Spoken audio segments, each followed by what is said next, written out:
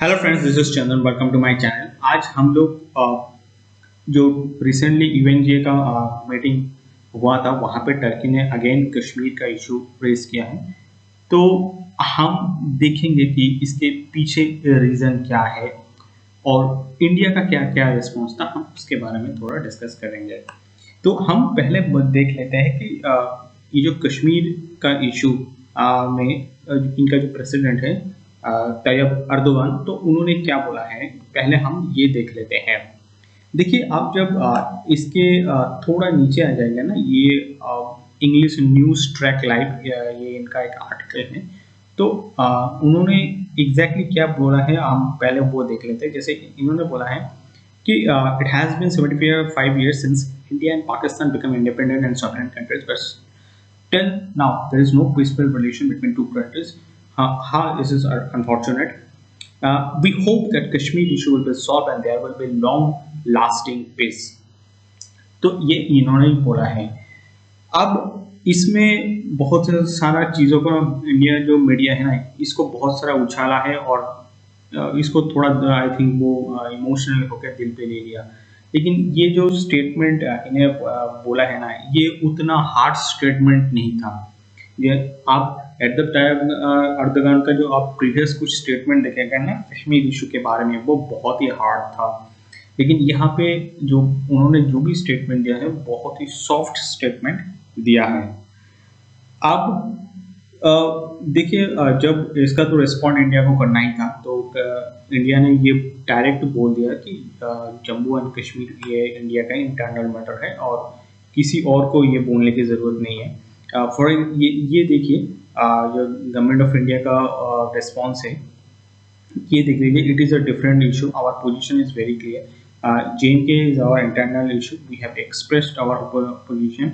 Reference of any Kashmir by other countries in India doesn't matter. ठीक है, मतलब कोई भी कंट्री का हेड कुछ भी बोल सकता है, तो वो इंडिया के लिए उतना मैटर करेगा नहीं। और ये चीज़ एक्चुअली आपको लग रहा है कि इतना सॉफ्ट स्टेटमेंट क्यों आया, उसका रीज़न वही है।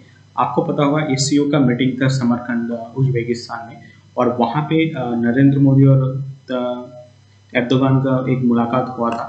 आई थिंक इसके ऊपर तो ज़्यादा कुछ आया नहीं मीडिया में, वो मुझे नहीं पता एक्चुअली तो क्या एग्जैक्टली बातें हुआ था। लेकिन इसके बाद जो टर्की का कश्मीर के ऊपर जो स्टांस था ना, वो थोड़ा हट गया। और इंडिया ने और एक काम किया था कि ये जो जब कश्मीर का इशू एर्दोगन ने उठाया ना, उसके बाद जयशंकर साहब, जो हमारा एक्सटर्नल अफेयर्स मिनिस्टर है, वो डायरेक्टली चला गया जो कश्मीर टर्की का जो फॉरेन अफेयर्स मिनिस्टर हैं, आई थिंक इसका नाम मेवलूट चोवुस्लोगु ये है। तो इनसे जब उन्होंने बातें करना स्टार्ट किया, तो तब इन्होंने बहुत सारा जो विषय है उसके ऊपर बातें किया। फॉर एग्जांपल ये देखिए, Ukraine issue, food security, G20, global order, NAM, और उसके बाद ये साइप्रस। और साइप्रस का इशू जब इन्होंने उठाना स्टार्ट कर दिया था ना, तो तब आई थिंक ये जो टर्की का वॉइस है ना, वो थोड़ा मतलब सॉफ्ट हो गया था। अब देखिए टर्की का आप देख लेंगे ना, एक मिनट, हाँ। और एक चीज़ देख लीजिए, ये मैप में आपको ये पूरा चीज़ मैं आपको समझाता हूँ कहाँ पे है। ये देखिए टर्की, ठीक है।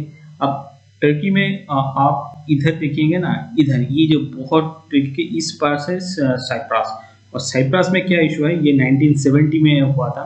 ये जो नॉर्दर्न पार्ट है ना साइप्रस का, ये टर्किश फोर्स ने जबरदस्त इसको कब्जा लिया है।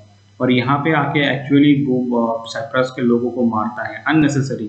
और यहाँ पे जो कम्युनिटी है ना, वो मुस्लिम कम्युनिटी है, और साइप्रस में आपको पता होगा ये सीरियन कम्युनिटी है। और इसके बाद टर्की का देखिए जो जो आर्थिक अवस्था है ना, जैसे यूरोप में बहुत सारा कंट्री का सिचुएशन उतना अच्छा नहीं है, लेकिन मैं बोलूँगा उतना ख़राब भी नहीं है। हाँ, एक इशू है, गैस का प्राइस बहुत ज़्यादा हो रहा है, और टर्की में सिचुएशन उतना ख़राब नहीं है, मतलब compare to others country. Even आप देख सकते हैं इनका जो लीरा है ना, ये तो बहुत ही गिर गया है कंपेयर टू यूएस डॉलर। आपको 2017 में ऑलमोस्ट 3 टर्किश लीरा था, लेकिन वहाँ से गिर गिर के पूरा ऑलमोस्ट $18 हो चुका है। अब इससे देखिए इनका जो कम्पिटिटिव एडवांटेज बढ़ जाता है, मतलब इसका इकोनॉमी थोड़ा बूस्ट कर सकता है। जैसे आपको पता होगा इंडिया में $1 इक्वल टू 80 है, तो हमारा जो एक्सपोर्ट है वो थोड़ा कम्पिटिटिव रहता है कंपेयर्स टू अदर कंट्री। लेकिन टर्की में तो देखिए ये मतलब उनका करेंसी तो डिप्रिशिएट तो किया है, लेकिन उसका उतना इम्पैक्ट नहीं है। उसके बाद देखिए अननेसेसरी ये यूएस ने क्या किया था, मिडिल में बहुत गुस्सा हो गया था टर्की के ऊपर, और उसके बाद क्या किया, इनको ग्रे लिस्ट में डाल दिया।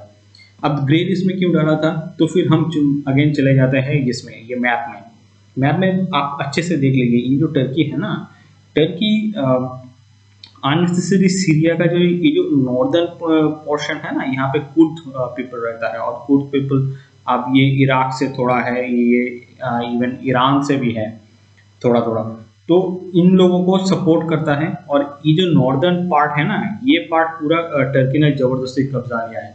और इससे क्या होता है, इस नॉर्दर्न पार्ट में ना बहुत सारा ऑयल फील्ड है, और ये ऑयल फील्ड मतलब यहाँ से पूरा ऑयल चुरा लेता है, ये टर्की भी चुराता है, यूएसए भी अननेसेसरी ये ऑयल इधर से चुरा लेता है।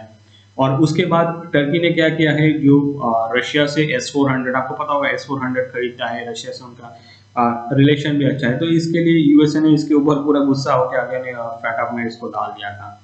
अब अर्दोगान साहब को ये सब चीज़ों से उतना फर्क तो पड़ा नहीं, क्योंकि मान लीजिए अर्दोगान के अगेंस्ट में कुछ भी यूएस करेगा तो अर्दोगान क्या करेगा, वो उसको पूरा कंप्लीट एडवांटेज हो जाएगा डोमेस्टिक पॉलिटिक्स में, क्योंकि वो बोल देता है कि ये सब चीज़ें यूएस करता है, और अर्दोगान ऐसे ही करके पावर में अभी भी बना हुआ है। उसके बाद ये तो मैंने पहले आपको डिस्कस कर लिया ये समरकंद में, लेकिन समरकंद में जो उनका जो क्या डिस्कशन हुआ है ना, वो उतना आया नहीं है बाहर, वो किसी को भी नहीं पता।